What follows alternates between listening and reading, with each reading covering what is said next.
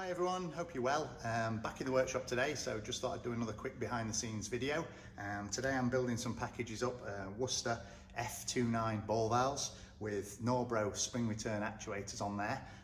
These are actually the RDC version, which is the 8-spring version, so the customer's got lower air pressure on site, so they've actually asked for us to size that in accordance with the air supply that they've got. So we've got the smaller actuator on there. And then something a little bit more unusual, you'll normally see me stood here with Westlock switchboxes on top of our packages. And despite being one of the world's largest stockist distributors for Westlock, we don't let that stop us supplying different products to customers if they have a different need or a different application.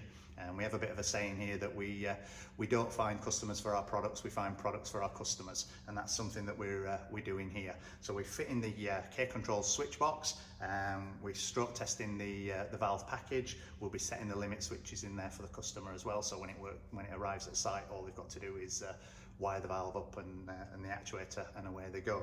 So a little bit of something out of the ordinary for us here with a different manufacturer switchbox, but just thought we'd show you that to show you behind the scenes of what we get up to here at Valve and Process Solutions. Thanks for watching.